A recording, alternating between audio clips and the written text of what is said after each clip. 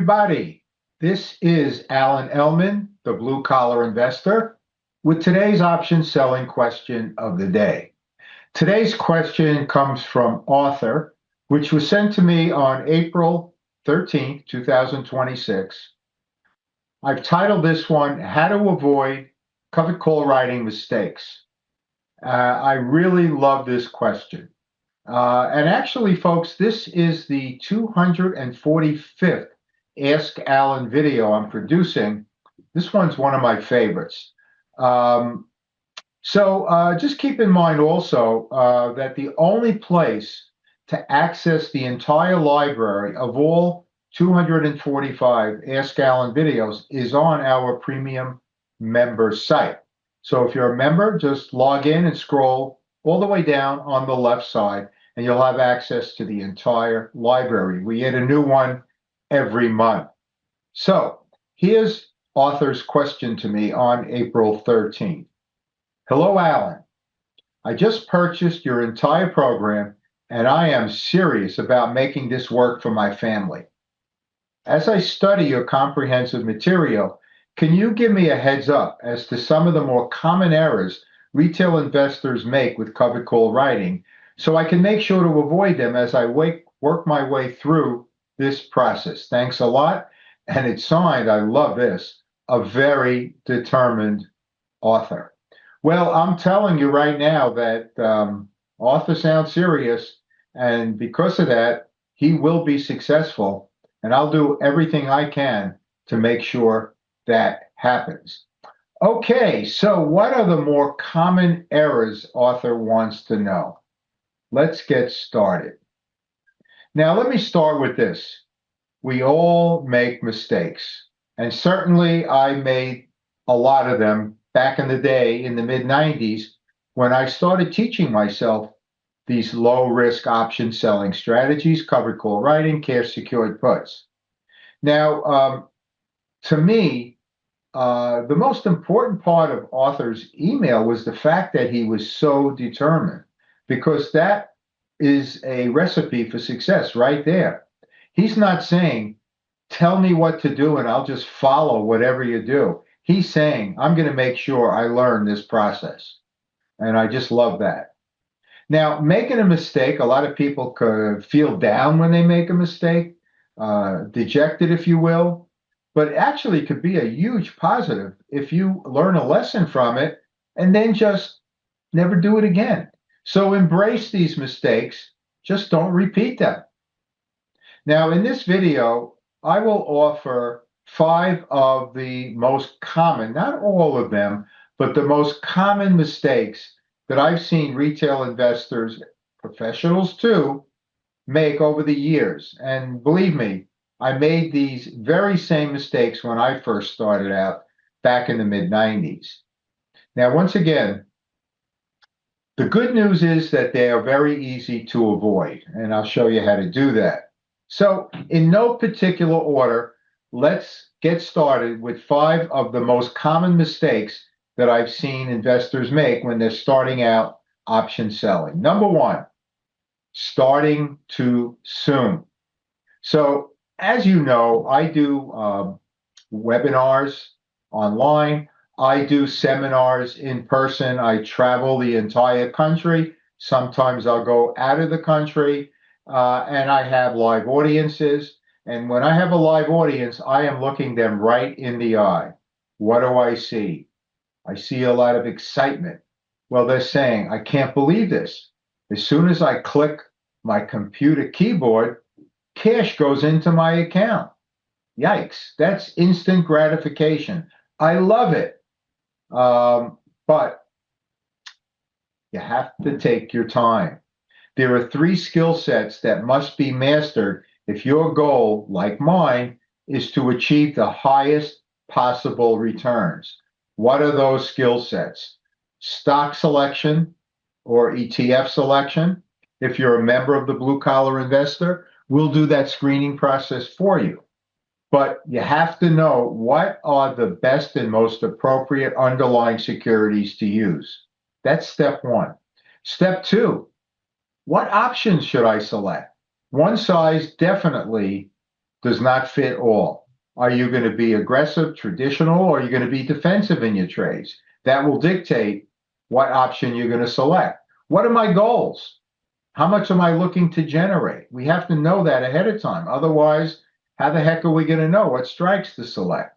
So that's the second skill set, option selection. And finally, position management or exit strategies. So even though you might be excited about the thought of doing covered call writing and generating cash flow on a weekly or monthly basis, if you're just starting out, it's going to take about 3 to 4 months before you're ready to risk even 1 penny of your hard-earned money. And believe me, this will be time well spent. The education process, and then also practicing or paper trading at least a month or two. Then start out small.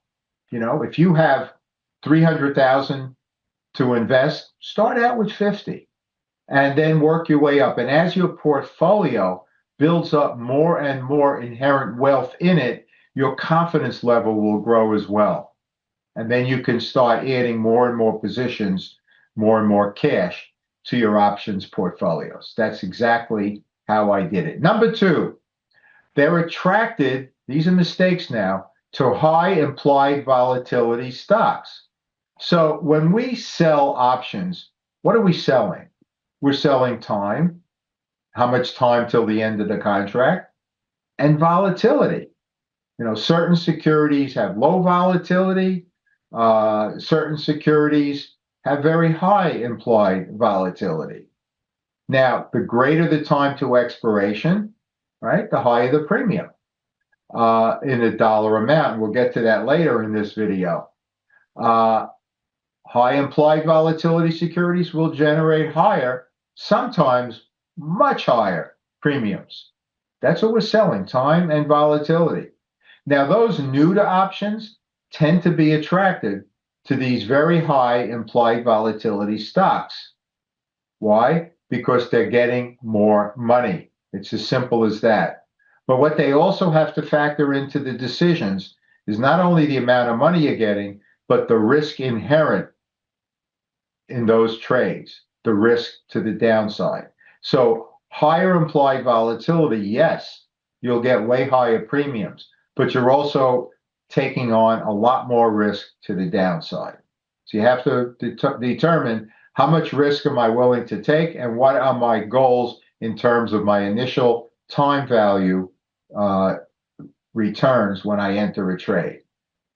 Now, since most covered call writers like me, maybe like you as well, have low personal risk tolerance, where capital preservation is critical, high implied volatility securities are not always appropriate. Okay, that is number two, attracted to high IV stocks. Number three, not avoiding key dates. So, earnings report dates, I'm going to just say this right out, should always be avoided. Now, not all covered call writing experts align with my way of thinking in this regard, because when there's an upcoming earnings date, there is a lot more implied volatility.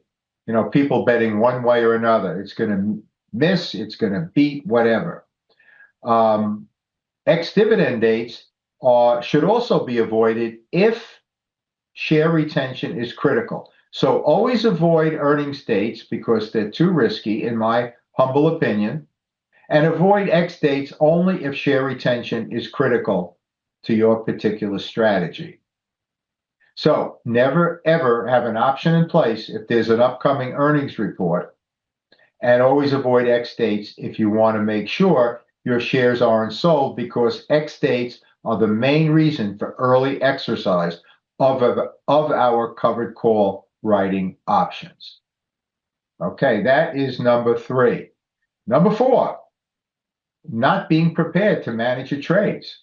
I've seen a lot of covered call writers understand how to select the right underlying securities, elite performers from both fundamental sales and earnings growth, technical, trend and momentum, and other things like diversification, cash allocation. As I mentioned in the last slide, avoiding earnings reports.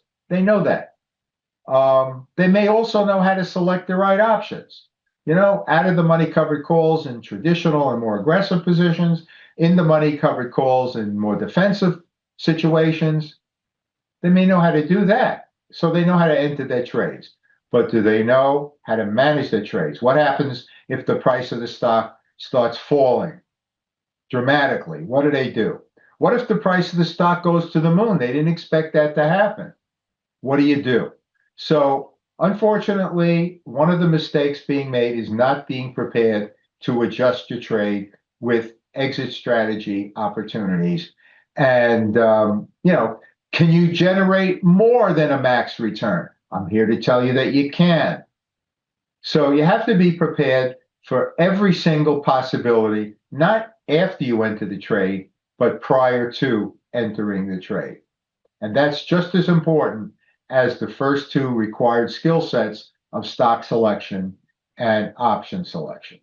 Now, the fifth and final mistake that we're going to talk about in this video, and that is investors being focused on the dollar amount rather than on the percent calculation can be very deceiving.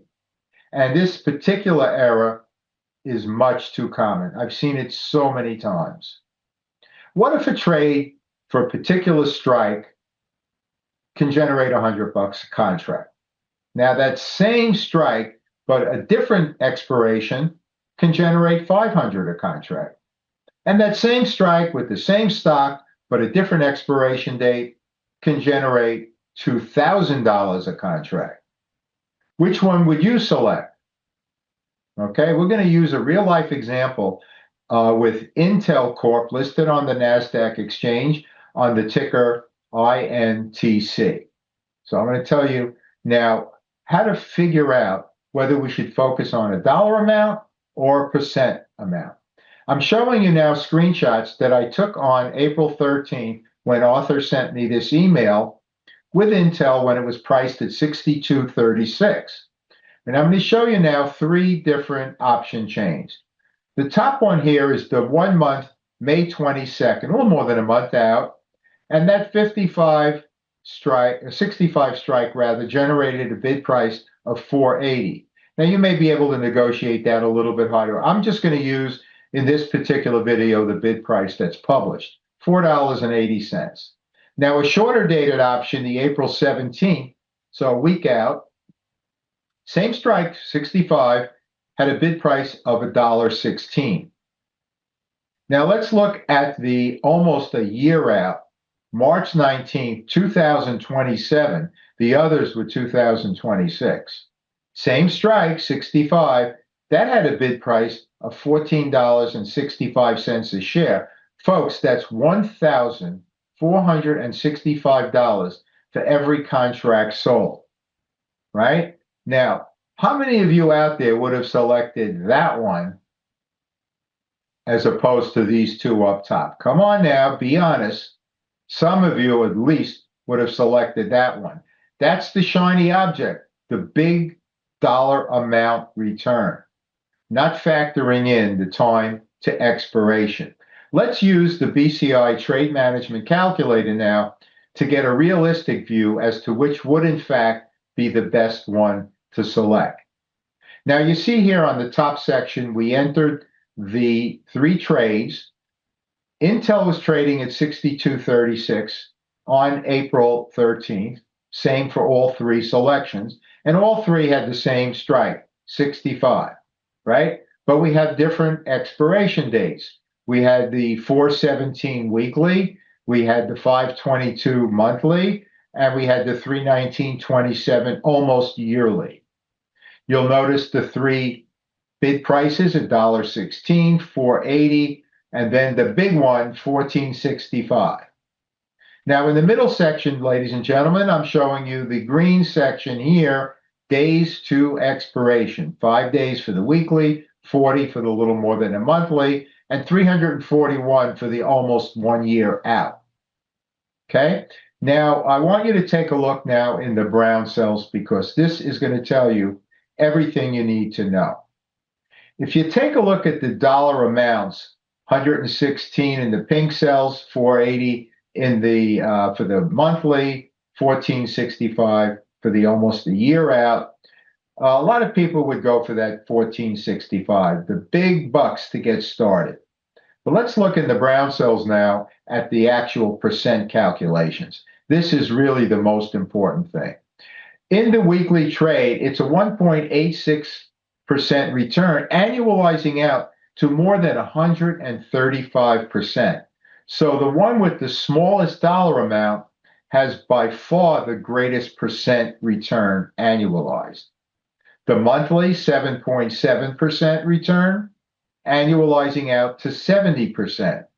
I mean, pretty darn good, but not nearly as good. It's a little more than half of what you can get using the weekly. And finally, the one with the greatest dollar amount, 23.49% based on a 341-day return, annualizes out to 25.15%. So much less than the weekly trade of 135%. So the one with the greatest dollar amount had the smallest annualized return. I consider that dollar amount return, 1465, the shiny object, because a lot of beginners in options are going to be attracted to that large dollar amount. So what I say to all blue collar investors, wherever you are, all over the world, please put on your sunglasses and avoid those shiny objects and calculate the percent return. And that will give you a more honest assessment of which trade will give you the greatest returns. So certainly there are other mistakes other than the 5 that I presented in this video in response to Arthur's question. There are others, but these are 5 of the most common. If we can eliminate these 5 mistakes, you just watch your portfolio grow higher and higher and higher. So I want to thank Arthur for presenting this question and giving me the opportunity to share this information with the entire BCI community. Arthur, thank you very much for that. And for those of you who want to learn more, wow, we have a lot of free resources on the Blue Collar Investor website. Go to thebluecollarinvestor.com. Click on the link at the top that says free training. Lots of free stuff there for you. And if you like what you see, then visit our membership link and our store link as well, where we have a lot of tools and products will take you from point A to point B, where I am now 30 years later, since I started teaching myself these strategies. And yes, in the store, you can get the best packages and you can also build your own toolkit. So once again, I want to thank Arthur for this wonderful question and all of you out there who took the time to watch and listen to this Ask Alan video number 245, how to avoid covered call writing mistakes. As always, this is Alan Ellman, the Blue Collar Investor. Take care, everybody.